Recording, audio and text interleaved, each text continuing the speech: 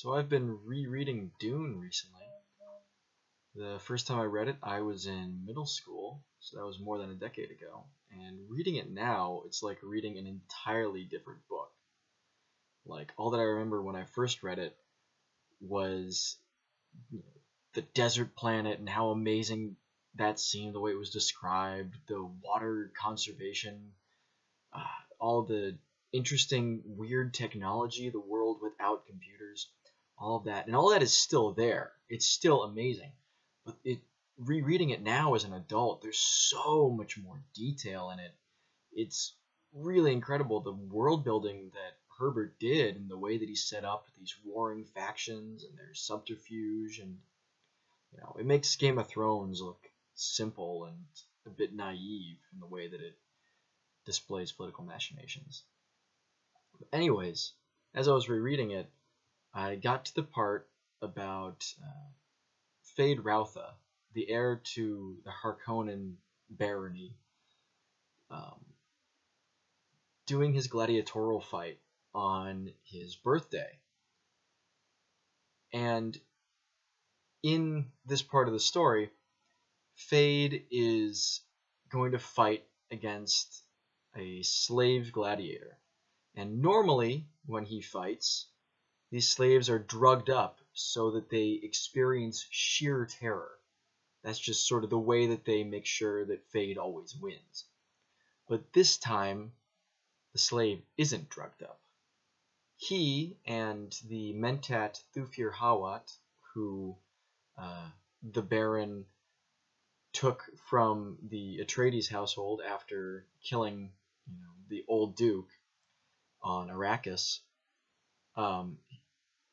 Fade and Hawat made this plan to not have the slave drugged, but instead to just make it look like he was drugged by painting his skin the color that the drug makes their skin turn. And the only safety valve that they have for Fade is that the slave has been given a code word that will basically shut him down. And Fade is doing this to enhance his prestige. The idea is that he wants to look good for the people of Gedi Prime to get them on his side and make him popular, especially since one of the Emperor's representatives is going to be in the stands. And as I was reading this really amazing part of the story, I was thinking about how combat is used to help further characterization in Dune.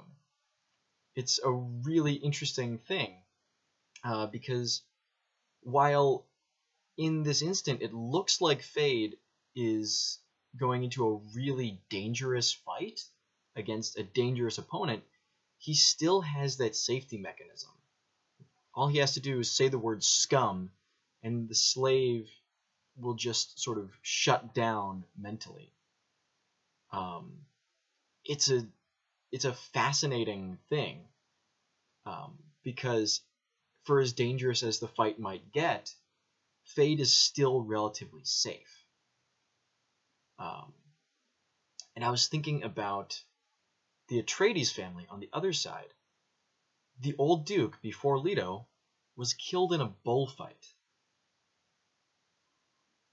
Duke Leto's father was basically fighting against the representation of nature.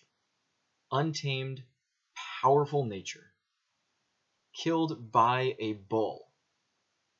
And the family kept the head of that bull. And not only did they do that, they sprayed the horns of it with a sealant to protect the old Duke's blood that was dried onto it.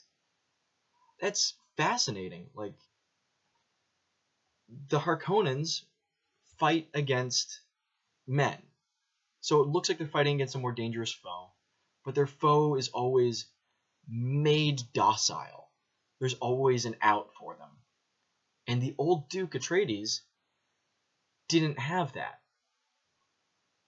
And then the other thing is that the scene in which Fade fights this slave comes a few chapters after Paul has his honor duel against Jamis the Fremen.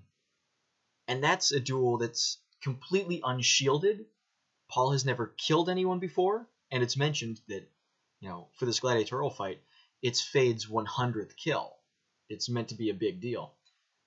Paul fights Jamis having never killed anyone before and has to rely only on his training, and it just displays such a different philosophy of combat for these two houses.